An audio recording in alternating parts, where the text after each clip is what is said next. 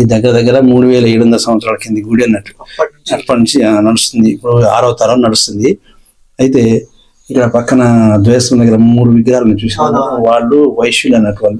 వాళ్ళకే దేవుడు కళ్ళలో కనపడి ఇక్కడ గుట్టలల్లో గుహలలో వెలిసిన అని చెప్పిండు అన్నట్టు. వాళ్ళు తిరుపతి పోతున్నారు, మార్గ మధ్యలో భగవంతుడు కళ్ళలో కనపడి చెప్పిండు అన్నట్టు. ఇక్కడ నేను అందాక రానవసరం లేదు, నేను ఇక్కడనే కొండ గుహలలో గుట్టల గుహలు ఉన్నా అని చెప్పేది. పక్కనే మన మంకాల్లో పోయి పంతులను తీసుకొచ్చి ఊళ్ళందరూ తీసుకొచ్చి వెతికితే అప్పుడు స్వామి ఇక్కడ కనపడ్డాడు అన్నట్టు.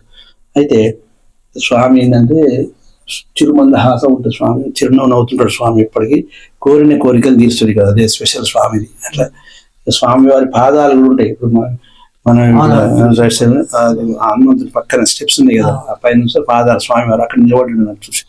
ఇంకోటి విచిత్రం ఏంటంటే ఇవన్నీ ఉన్నాయి కదా గుండ్లు, అవన్నీ గాలిలోనే ఉన్నాయి, కింద ఆధారం ఏం లేదు. భగవంతుడు అట్లా ఏర్పరచుకున్నట్ల అట్లా.